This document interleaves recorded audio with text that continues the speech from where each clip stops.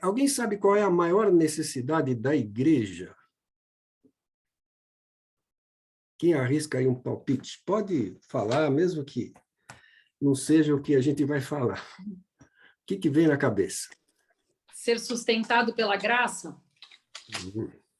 Ser sustentado pela graça.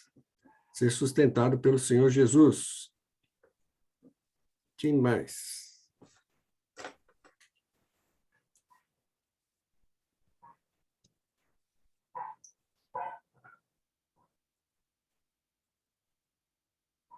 Eu vou dar uma dica, eu já orei no começo. Eu acho que uma das coisas importantes, não sei se é a principal, mas uma que para mim é fundamental, é a direção, né? O Senhor ser o Senhor da igreja e dar a direção para a igreja, né? Também é uma necessidade, né? A igreja de quem é? Paz, José Luiz, tudo bem? Paz, boa noite a todos. Boa noite. A igreja de quem é? É de Jesus. Quem é a pessoa mais importante na igreja? Jesus, né? Vamos, gente, fala, é tão fácil, está na ponta da língua, não pode fugir. A maior necessidade da igreja é a presença manifesta de Deus. É a presença de Deus, né? Quando o pastor Ricardo faz o culto, ele falou, olha, a pessoa mais importante aqui é Jesus. O culto para quem é? Para Jesus. Então, ele precisa estar presente. Então, a presença de Deus é a coisa mais importante que nós temos, é a maior necessidade da igreja. Nós devemos buscar quem? O Deus das bênçãos, e não as bênçãos de Deus. Infelizmente, o evangelho mudou, o evangelho moderno. Ele nos ensina que Deus está a serviço do homem, e não o homem a serviço de Deus. O foco mudou. O homem trocou Deus pelas dádivas, trocou Deus pela salvação e não o Salvador, trocou Deus pela cura, né? Enfim, trocou Deus por coisas. Não que Deus não opere milagres, né? Não que Deus não opere a cura, mas o objetivo não é isso. O objetivo é estar na presença de Deus. Vocês lembram dos 10 leprosos? Que Jesus curou os 10? Só um voltou de joelhos, agradecido. Não só agradecido, mas ele queria estar na presença de Deus. E é isso que é importante. Deus apareceu a Moisés numa sarça. A glória de Deus se manifestou naquela montanha, no Monte Sinai, né? E Moisés caiu com o rosto em terra. A sua presença revelou-se poderosa no Egito. A proteção dos primogênitos, a nuvem, a coluna de fogo, a travessia no Mar Vermelho, tudo isso se manifestava na presença, a presença manifesta de Deus. Ele estava presente ali. Contudo, a sua presença foi embora. Foi quando o povo pecou contra Deus. Então, o pecado, ele faz separação entre o homem e Deus. Deus se afasta, né? Nós lemos no Evangelho, não entristeçais o Espírito Santo de Deus, pelos quais fostes selados para o dia da redenção. Então, nós não podemos entristecer a Deus, porque entristecendo a Deus, como a gente entristece a Deus? Através do pecado. Você levantou a mão, Silvia? Pode falar. Desculpa, eu sempre tenho essa dúvida. Chegou o momento de eu perguntar. Você disse, quando o povo pecou, né? Quando Moisés subiu no monte, o povo pecou, né? Então, é como se... E eu sempre faço essa relação com as pessoas quando elas estão na igreja, ou quando elas estão próximos de alguém da igreja, e quando elas estão distantes. Então, você precisa ser quem você é, porque você está diante de Cristo a todo momento. Independente de onde você esteja, na presença de quem você esteja, porque a satisfação você deve para Ele, né? Então, eu acredito que, assim como aconteceu com Moisés, que eles falaram, ah, Moisés não está vendo mesmo, né? Não, é como se perdesse uma referência, né? Então, às vezes, as pessoas também erram muito nesse aspecto, né? De serem duas pessoas, né? Uhum. Eu acho que isso que é o que mais nos afasta, né? Porque é como está escrito, né? Quando ele vier, ele vai dizer: aparta-te de mim, porque eu não te conheço. Porque você não é o que você é, né? Você é um personagem, né? Isso estava na sequência, eu ia chegar lá. Você já, não, tudo bem, você já adivinhou que eu vou contar aqui na sequência. Mas tudo bem, eu gostei dessa sua colocação. Isso mostra que você já está acompanhando e é o que a gente vai falar. Mas é importante, a presença de Deus, a gente tem que buscar diariamente, constantemente, pessoalmente, né? Orar, entrar no seu quarto, orar, buscar a presença de Deus, mas também em congregação, em junto, como nós estamos fazendo isso agora. Vocês vão ver como é importante isso que a gente está fazendo hoje, e como a gente sempre faz às quartas-feiras, esse grupo de oração, vocês vão ver. Então, o pecado, ele nos afasta de Deus. Acã pecou contra Deus, então o Senhor disse a Josué que não seria mais com o povo enquanto houvesse pecado no arraial.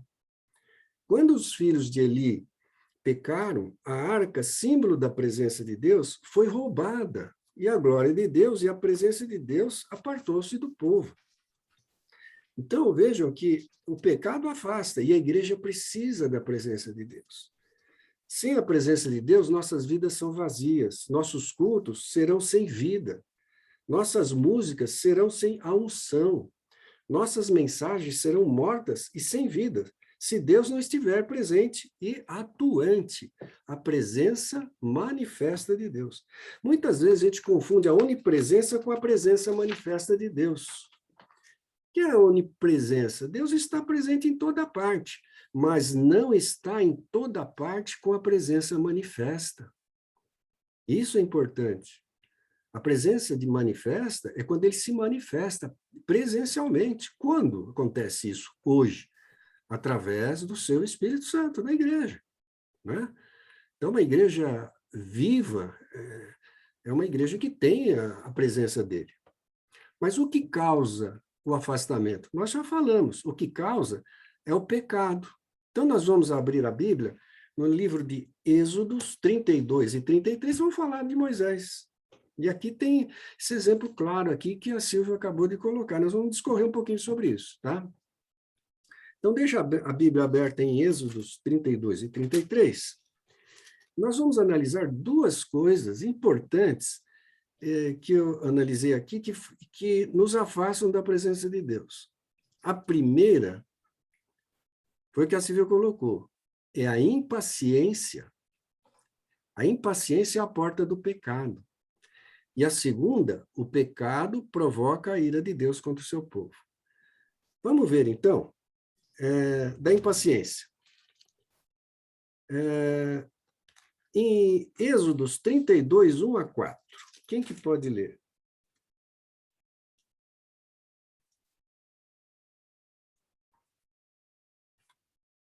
Já que eu falo demais, eu vou ler também, né? Gostei. Mas, vendo o povo que Moisés tardava em descer do monte, acercou-se de Arão e lhe disse: levanta-te, faz-nos deuses que vão adiante de nós. Pois quanto a este Moisés, o homem que nos tirou do Egito, não sabemos o que lhe terá sucedido. Disse-lhe Arão: tirai as argolas de ouro das orelhas de vossas mulheres, vossos filhos e vossas filhas, e trazei-mas. Então todo o povo tirou das orelhas as argolas e as trouxe a Arão. Este, recebendo-as das suas mãos, trabalhou o ouro com buril e fez dele um bezerro fundido. Então disseram: são estes, ó Israel, os teus deuses que te tiraram da terra do Egito? Ótimo. Aqui é impaciência. Então, olha, se a gente vê em Êxodos 24, 18, não precisa abrir, Moisés ficou quanto tempo no Monte Sinai? Quem sabe de cor, sem ter que olhar a colinha. Oi? Tá bloqueado aí. Eu ia chutar 4 Foi meses. 40 mas eu gostei. dias? 40 Não dias, teve um negócio de 40 dias? Não me 4 falha meses, a não. memória. Então, vamos... a Márcia acertou. Êxodos 24. Porque eu acho que eu tinha associado a questão dos 40 dias com os 40 dias de Jesus depois, que foi o Exato. período que Deus deu as leis, não foi? Para Moisés? Foi Eu exatamente. acho que é isso, mas não tenho É certeza. isso mesmo. É isso. Deus, quando mandou Moisés subir ao Monte Sinai, ele mandou que o povo ficava embaixo e alguns sacerdotes subissem com ele, e Josué subiu, mas só que Josué não chegou lá no monte.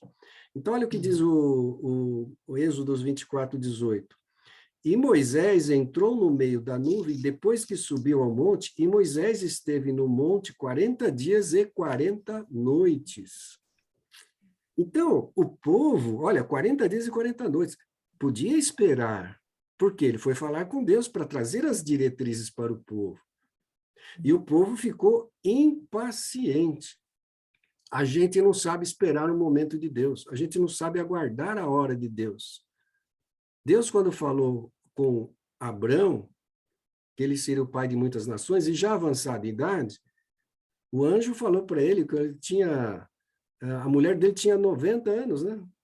Que ela teve, que ela deu à luz, né? Mas ela falou antes que eles iam ter um filho. Só que demorou. A Sara chegou para Abraão e falou: olha, fica com Agar e deita com ela e você tem um filho, porque a promessa de Deus. Só que ela queria fazer a promessa de Deus, não quis esperar o plano de Deus, né? Então, a impaciência nos afasta de Deus. Então, esse é um grande mal, né? E Arão fez o bezerro de ouro e não esperou a volta de Moisés, que estava 40 dias no Monte Sinai. E está lá no livro de... Agora voltamos lá para o Êxodo 32, foi esse texto que nós lemos. E o segundo, que o pecado é a maior tragédia, o pecado ele afasta. Então, eles fizeram o bezerro de ouro, né? E esse bezerro de ouro, houve uma divisão. No Êxodo 32, 26, ele diz assim: pôs-se Moisés em pé na porta do arraial e disse: quem é do Senhor, vem a mim. Então se ajuntaram a ele todos os filhos de Levi. E parte do povo morreu, né? Esta é a maior tragédia que pode acontecer. Deus se afastar do seu povo. Deus disse que iria se retirar e se retirou. Onde está isso? Êxodos 33, 3. Quem pode ler? 33, 3.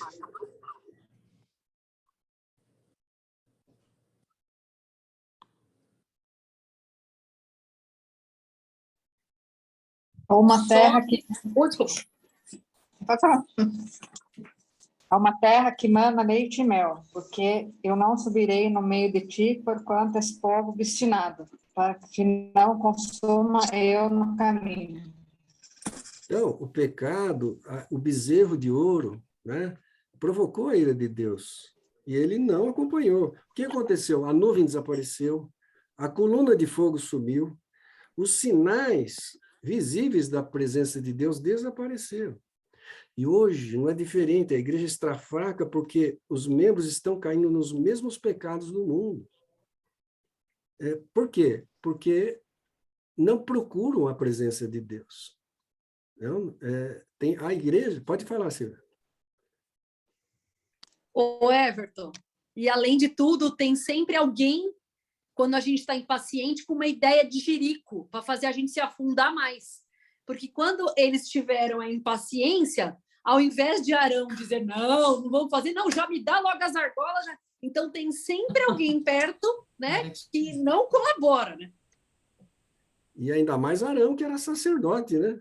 Você vê como a gente cai. Então, a gente E cai. o povo até pensou, talvez, né? Bom, já que Arão deu a sugestão, não deve ser um pecado, porque Arão está fazendo.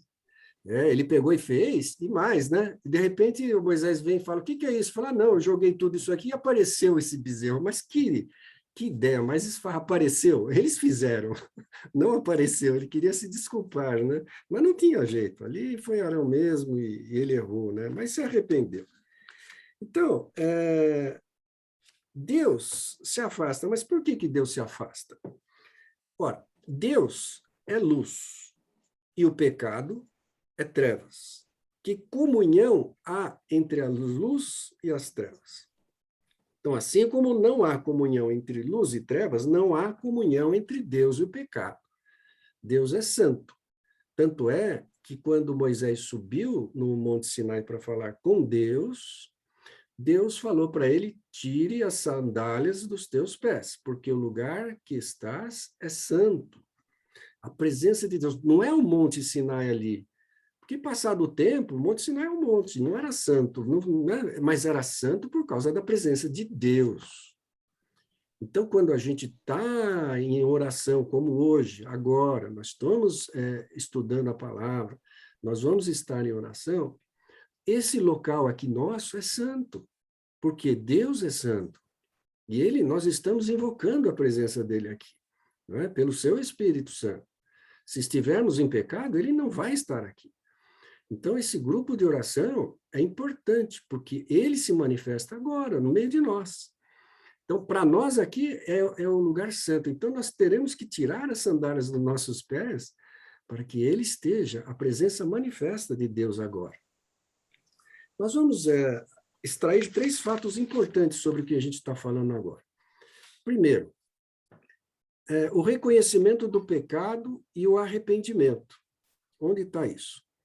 Êxodos 33, 4. Quem pode ler o 33, 4? Esse é o reconhecimento do pecado e o arrependimento.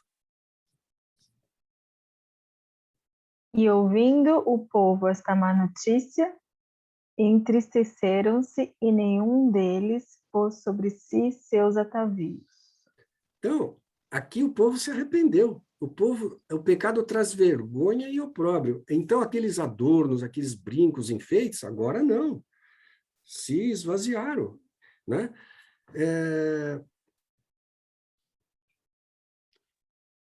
A nossa geração está se acostumando com o pecado, né?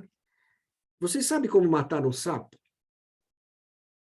Quem sabe? Não dando tiro, nem colocando ratoeira.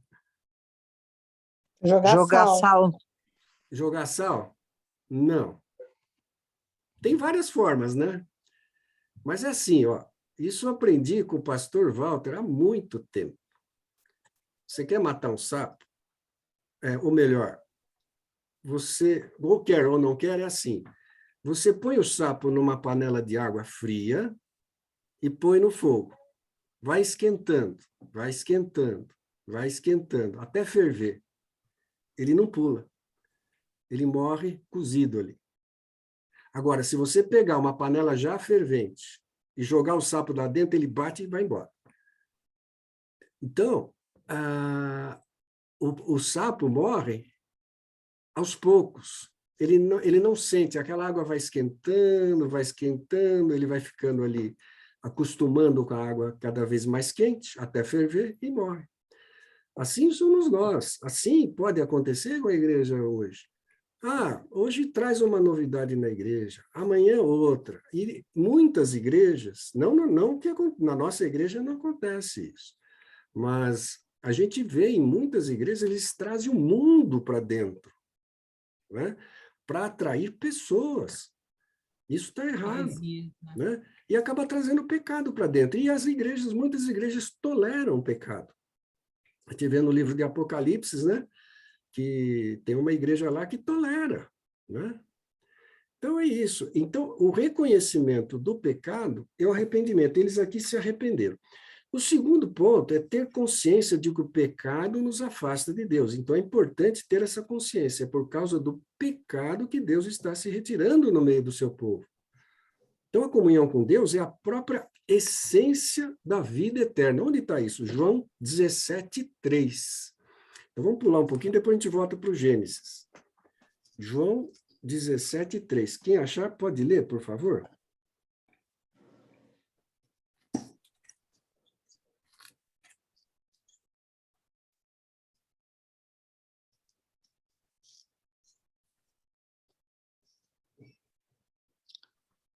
E a vida eterna é esta, que te conheçam, a ti só, por único Deus verdadeiro, e a Jesus Cristo, a quem enviaste. É aqui que eu não cheguei, aqui não abri. E a vida eterna é esta, que te conheçam a ti só. Então, esse conhecer é ter a presença de Jesus manifesta em nós. E a vida eterna é essa, que te conheçam a ti, por único e verdadeiro Deus, Jesus Cristo a quem enviaste. Essa é a presença de Jesus em nosso meio. E terceiro, nós precisamos romper com tudo que nos afasta de Deus. Aí voltamos lá para Êxodos 33, 5, voltando lá, agora vamos ficar em Êxodo mesmo. Êxodo 33, 5 diz assim: portanto, o Senhor tinha dito a Moisés, dize aos filhos de Israel, povo obstinado és, em um momento subir no meio de ti, te consumirei, porém agora tire de ti os teus atavios, para que eu saiba o que hei de fazer. E também Gênesis 35, 2, para tirar as coisas contaminadas que nos afastam de Deus. Gênesis 35, 2. Quem achar, por favor, pode ler. Gênesis 35, 2. 6 dias se trabalhará, mas o 7º dia vos será santo, o sábado de repouso ao Senhor. Todo aquele que fizer obra nele morrerá. Era esse? Não. No meu tá, disse, pois Jacó ao e sua casa. 35, 2, não? 35, 2, é. Meu tá assim. Gênesis 1. Não, é Gênesis. Ah, eu tô em Êxodo, desculpa, perdão, eu estava em Imagina. Êxodo. Às vezes eu anoto errado aqui, que nem aconteceu na semana passada. Dá para ler de Perdão, novo? estava em... Disse, pois, Jacó aos de sua casa e a todos os que estavam com ele: livrem-se dos deuses estrangeiros que estão entre vocês. Purifiquem-se e troquem de roupa. Amém. Na minha tradução aqui está: tirai os deuses estranhos que há no meio de vós e purificai-vos, mudai os vossos vestidos. É o mesmo sentido. Mas é isso. Nós precisamos tirar... Perdão, pastor, vocês estão com a revista e corrigida, né? Corrigida, a sua Revista atualizada, corrigida. né? Não, a minha, eu tô com a, eu tô com a NVI, mas agora o pessoal tá com a revista corrigida, é isso? Só para Mas é bom ter essa variedade, a gente analisa todo o texto, é bom. Dá uma visão boa, clareia, né? Então, tem que tirar, tem que purificar, tirar mesmo, sem dó. Então, se tem alguma coisa que nos afasta de Deus, a gente tem que tirar. Como ter de volta a presença de Deus, então? Então, nós vimos que a restauração da igreja começa quando os líderes sentem sobre si o fardo da oração. Vamos voltando agora para Gênesis 33, 7. Quem pode ler? 33, 7. Gênesis. Perdão. Êxodo.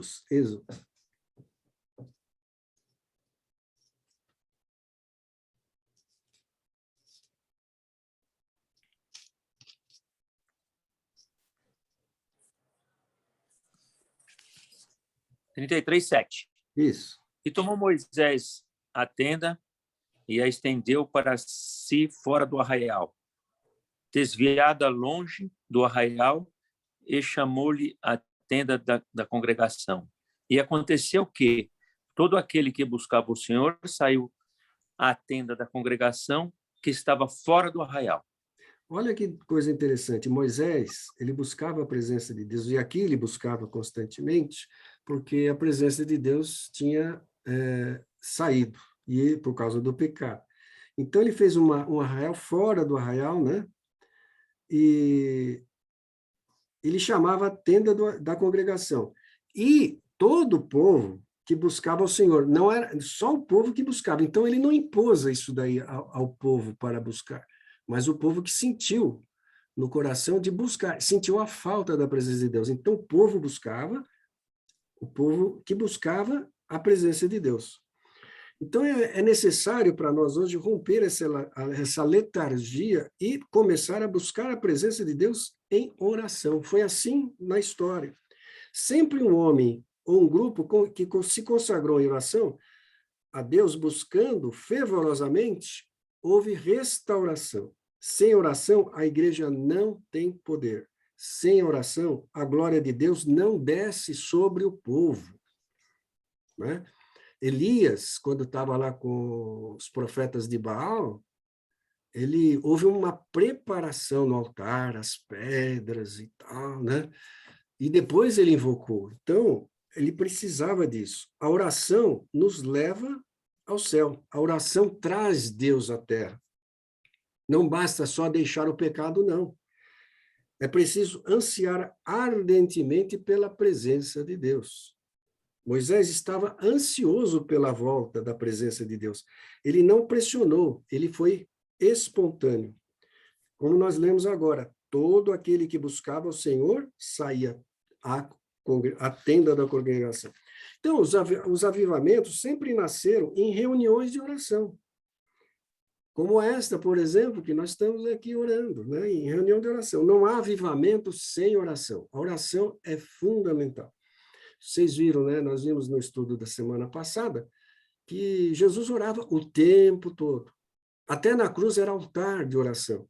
Então, em todo momento, como a senhora falou, a gente está sozinho, andando na rua, o coração está em oração. Às vezes a gente não pode estar no meio de trânsito, tudo, mas o coração, nossa alma, tem que estar em comunhão com Deus.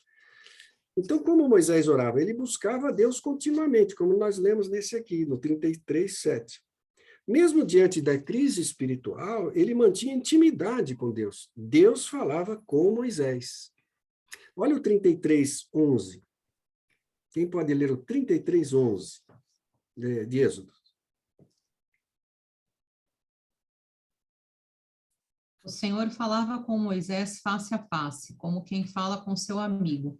Depois Moisés voltava ao acampamento, mas Josué, filho de Num, que lhe servia como auxiliar, não se afastava da tenda.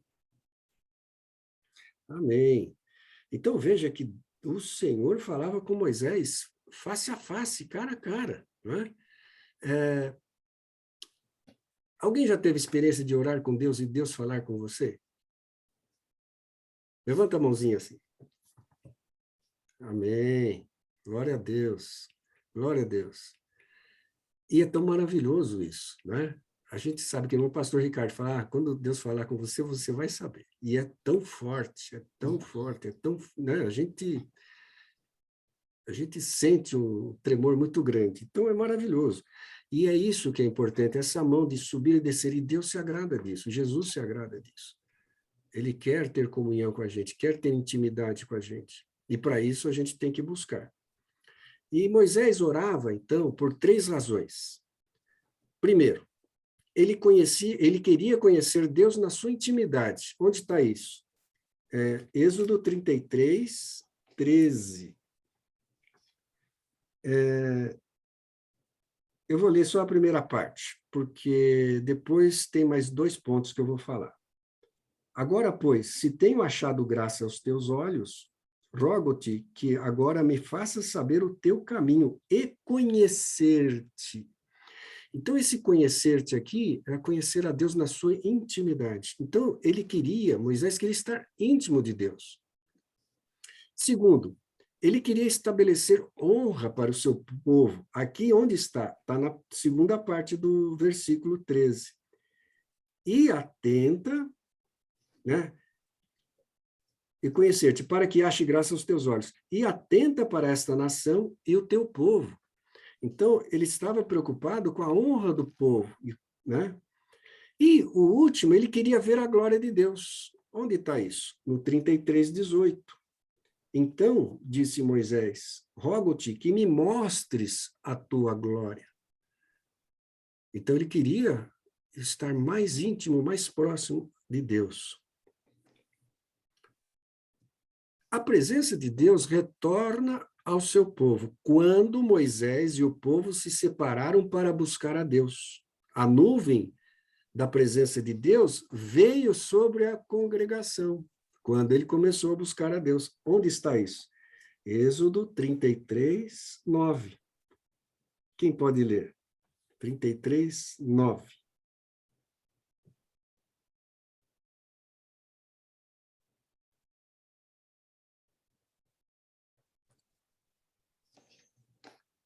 Êxodo 33, 9, isso? E aconteceu que, entrando Moisés na tenda, descia a coluna de nuvem, e punha-se à porta da tenda, e o Senhor falava com Moisés. Aqui voltou a coluna da nuvem.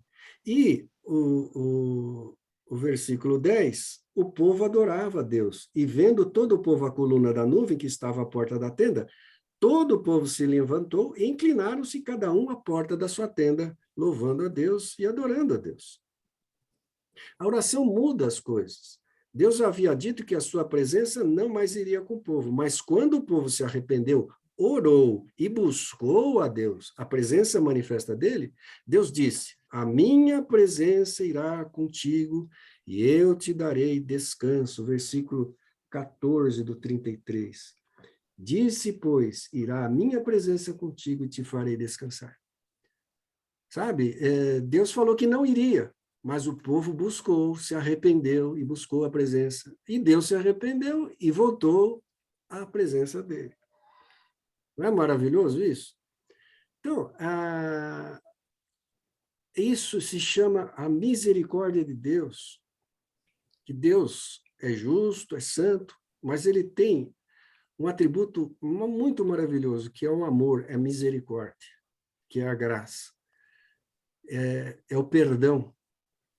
Então, por isso que ele fala do mal quando a pessoa erra, mas se a pessoa se arrepender, ele se arrepende do mal e volta a abençoar.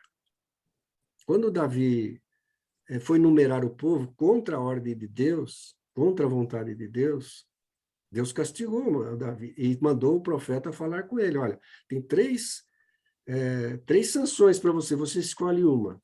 Né? 3 anos de fome na terra, 3 meses vai cair na mão dos homens, ou 3 dias de peste que o Senhor vai te dar. Qual você escolhe? Aí ele falou, olha, eu prefiro a última, que eu prefiro cair nas mãos de Deus, porque Deus é misericordioso. Então, é o amor de Deus. Então, a conclusão que a gente chega aqui é que a glória de Deus foi manifesta em Jesus. No Monte da Transfiguração, Monte Tabor, quando Jesus se transfigurou, estava lá em visão Moisés e Elias, ouve-se uma voz do céu, este é o meu filho amado, em quem me comprazo, em quem tenho alegria. A ele ouvi, né? Ouvi. Então, Jesus, é o amado de Deus e a glória de Deus se manifesta em Jesus. E o Verbo se fez carne e habitou entre nós, cheio da graça e da verdade. E vimos a sua glória como a glória do unigênito do Pai. Está lá em João 1,14. E ele prometeu, eis que estou convosco todos os dias até a consumação do século. Então, Jesus está aqui, entre nós, na presença do seu Espírito Santo. Então, nós anelamos, nós ansiamos, muito mais do que qualquer petição, né? Qualquer pedido, é estar na presença de Deus. Então, não tem coisa mais gostosa como estar aos pés de Cristo, sentindo a sua presença, e tudo se abre, né? A gente fazendo a vontade dele, ele cuida da nossa vida, né? Ele nos protege e nos guarda. É claro que a gente pede oração, nós intercedemos, depois nós vamos fazer um estudo sobre os intercessores, aqueles que intercedem, né? E pedem para Deus, para outras pessoas, e é isso que a gente vai fazer agora. Nós vamos orar, né? Quem tem agradecimento, orar por agradecimento, e nós temos alguns pedidos de oração, que eu acho que vocês já viram isso no grupo, né? Que a Karen está com problema de cólica renal. Deixa eu só desgravar aqui, só para